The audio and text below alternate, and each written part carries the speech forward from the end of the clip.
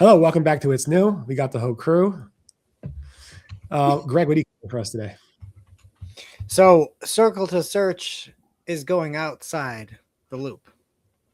Good. I'll be covering some minor Bing Webmaster Guidelines updates. Mordy, what do you got? It's Groundhog Day for Google Posts. And new. Sam Altman is upset by Claude's marketing strategy. True. All righty. All right, Greg, whenever you're ready. All right, my Google just locked me out of my account, but I'm back in, and there were some updates from Oberstein over on X. And firstly, it sounds like there's 3x more people using Google Circle to search than it has been. That was one note that you put out there, people. Right? 3x?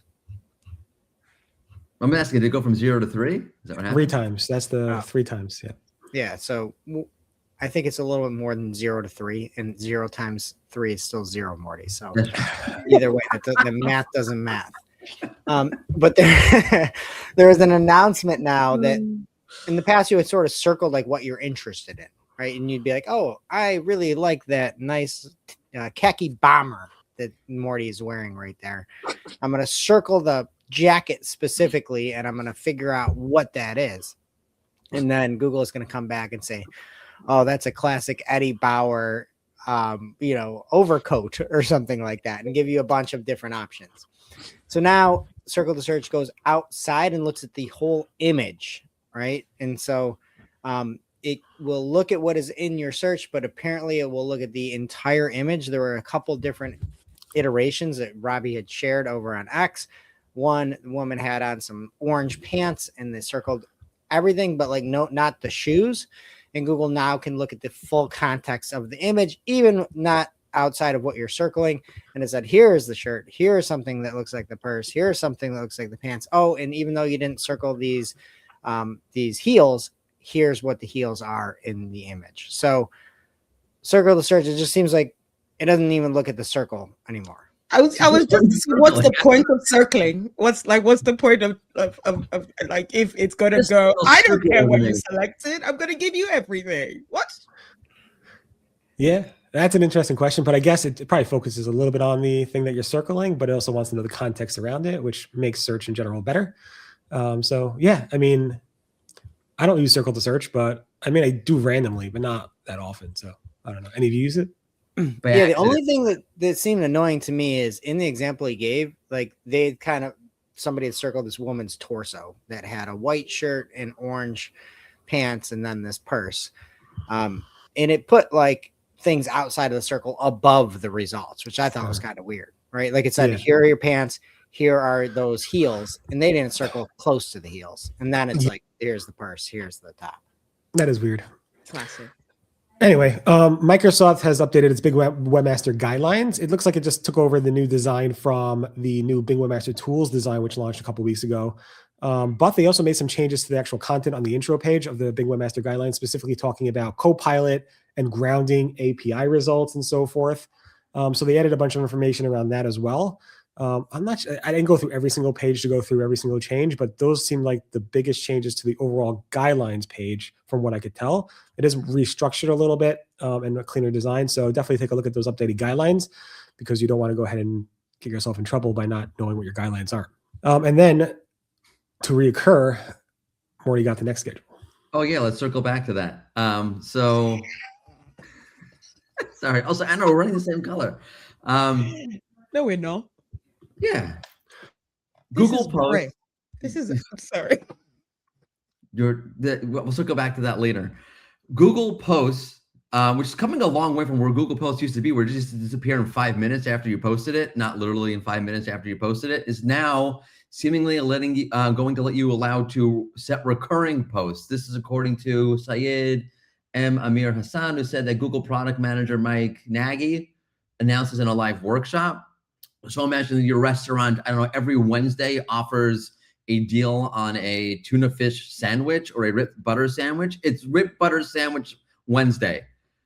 And you can set a post every Wednesday to appear in your, oh my gosh. Google Posts. Local yeah. That, this is, yeah.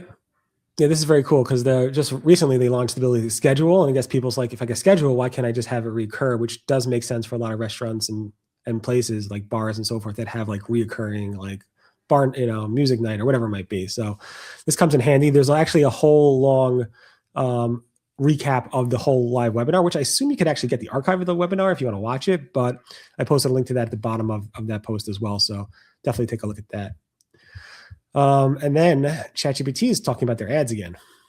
Yes, they are. They're not happy with like the especially Sam is not happy with Anthropic's who own Claude's marketing strategy, especially the Super Bowl ad campaign that they did. So yeah, Sam was like defending, their commitment to broad, free AI access, arguing that the scale increases a differently shaped problem. And yeah, there was also like an AI summit in India recently where the COO Brad Litchcap, described their rollout as iterative, emphasizing user trust and privacy. So yeah, they're very much on the bandwagon of like, this is useful, even though it's really expensive at the moment, it's going to keep changing to ensure that, yeah, it makes sense for clients.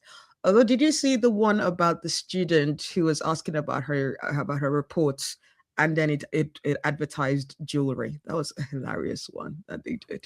It's iterative. It's gonna get better every single day, and it makes sense. I mean, that's how you launch a new product. You launch something and you keep pushing updates to it. So it's kind of like, yeah obviously, but yeah, I mean, it's interesting. A lot of people are posting different things. I think Glenn Gabe shared something that was posted by Athena. Yeah, Best Buy, Athena, yeah. So now we know that's stupid. Yeah, that will be in the recap as well. So definitely take a look at that in the newsletter if you want information about that. ChatGPT ads are going to change fast, so keep an eye on them. Things changing like ChatGPT. I'm sorry, I don't have time for. But just quick, if you're looking your betas, rolling out globally will be those text guidelines for PMax, so you can help to steer it and say, hey, don't make it sound like my products are cheap, or don't make it talk about these different elements. That is rolling out globally in beta to all advertisers today. That is announced at 9 o'clock. So another nice step forward with PMax.